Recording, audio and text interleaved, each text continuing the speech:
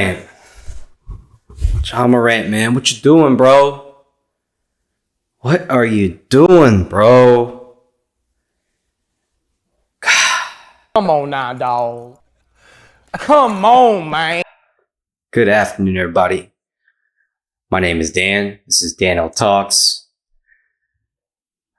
Morant making headlines again. This time, it's probably gonna. I don't know what else. I'm speechless.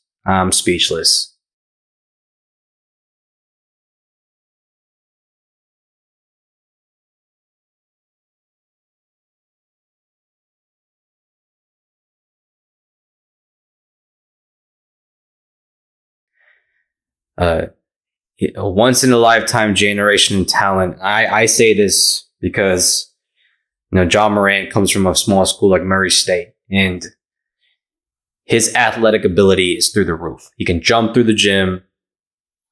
He can. I'm sorry, guys. Listen, I feel it was so bad, and I know he's still young. You can make mistakes. Things could happen. He has God-given ability in which a lot of people wish they could have. And the things that he does on the court, a lot of guards can't do. And he can jump out of this world. He's super athletic. Obviously he can work on his three-point shot. And his defense is all right. Man, why? Why? You are a franchise player. And, you're a leader on that team. People are going to follow you. The Memphis Grizzlies draft you with the intentions of making you their franchise guy, to build something around. You are a key piece to their success. Now, you set the whole organization on fire. Taylor Jenkins is probably like losing his goddamn mind. His stress is probably through the roof. The GM is probably trying to decide whether to... I don't even know at this point. I can't say you can cut him, but this is his second time he's doing this. Apparently he went to therapy. Apparently he did a lot of things. See, now that's some bullshit. To try to help himself. I don't know how far...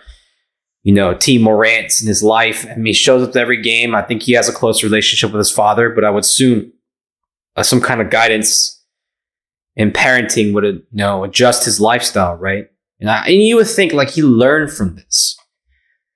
And it breaks my heart because he's young. He's throwing away his career like this. And there's a saying, you got to surround yourself with people who are going to make you winners and keep you there. And I'm not saying his friends are bad influences and whatnot, because I don't know his friends. I'm not here to play judge and jury, telling Morant to go pick out some new friends. But it seems like he should. It seems like it's a necessity. You are an NBA player, one of the top in the league. I gave him top 10, top 15 in the league. Sometimes he plays like a top 5 talent. Like, there are things that he does, right? You are a key figure in the league. A lot of kids look up to you. They want to be like you. And the influence and the legacy that you leave now starts at an early age. You can develop something later down the road, but if you start early, you're leaving your blueprint, and people are going to follow you.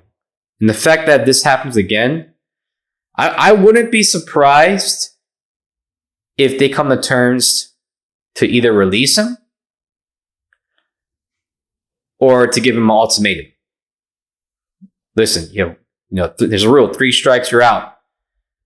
If they give him a chance to go back to rehab for a longer period of time, keep him away from all the basketball activities to teach him a lesson and how serious it is. And this dude is making millions of dollars that a lot of people wish they could maybe be making at this time, especially in this rough era that we're having. People will kill to be in this position. And the fact that he takes things for granted, I feel like he takes his pro style, the money that he makes, the money marketing, the endorsement deals. And I wouldn't be surprised if a lot of people just start cutting him out. Get the fuck out!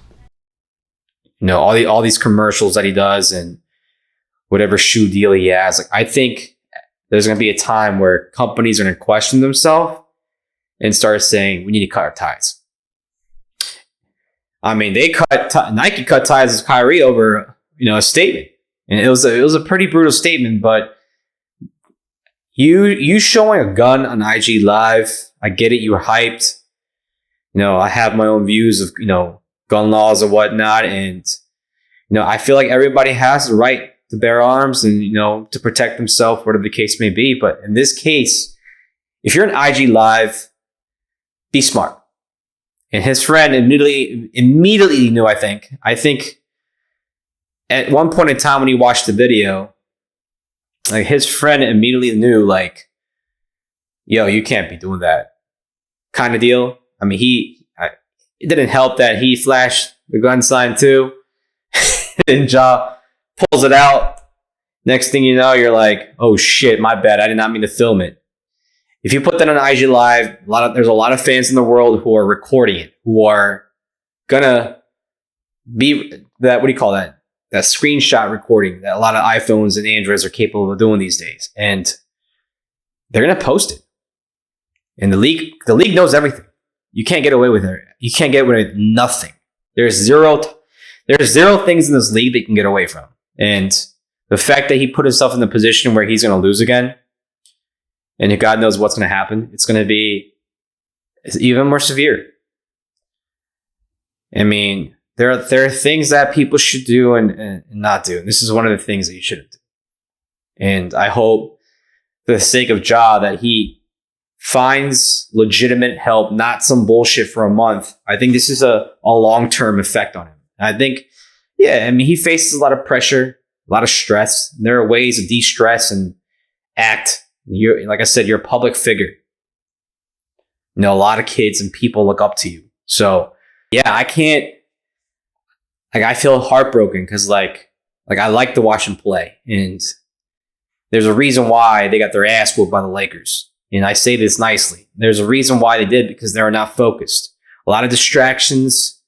Triple J, Desmond Bain clearly was carrying the squad. I mean, John Morant had his distractions and his injuries and whatnot, but he still put up a hell of a fight. There are so many distractions within the team, and they were set up to fail. And I feel bad for Taylor Jenkins as a coach.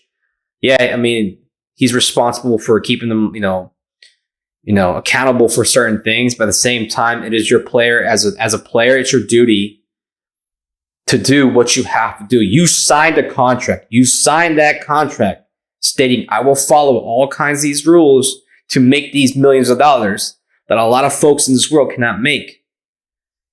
And it sucks, and it's bittersweet because he takes it for granted, and it's petrifying. If I were him, I would reconsider everything. Friends, surround myself with better people. Learn to de-stress in another way. Stay your ass at home. Stay your ass at home. You're making all this money. Stay your ass home. Stay out of the light. It's stay out of social media. Focus on yourself. And that mental health is a serious thing. You don't know what he's going through. So I'm not here to play judge and jury and say he's a piece of shit, whatnot. You don't know what he's going through. I've been through a lot of mental stress in my life, but there's ways of doing it. So I hope this could be a stepping stone for him. And I hope that a franchise that, was nothing and became something and ended up becoming a top 3, top 4 franchise in the Western Conference. I hope they will figure something out. And God forbid he gets released. I hope that I hope somebody gives him another chance. I hope there's things that, obviously within the organization and in his personal life that he needs to figure out. So, guys, I am checked out. I don't know what this will say. That's just sad. I just saw the ESPN news. I'm like, what the fuck is going on right now? It kills me to see all these young NBA players and young athletes in the pros, NFL, MLB, whatever the case may be. It kills me to see that you have so much potential to make even more money and money that people in any life cannot make. So, anyways, the Sixers are playing at 3:30. I hope my Sixers can come out victorious. It's going to be a tough game, but keep a lookout. I'm out. I am out. Go Sixers. Let's fucking get it. Hopefully we can beat the Celtics or Doc Rivers on fire. Doc Rivers fire. No. All right, guys. Like I said, do me a favor. Like this video. Subscribe to my channel. Leave me a comment. Until then, deuces, everybody.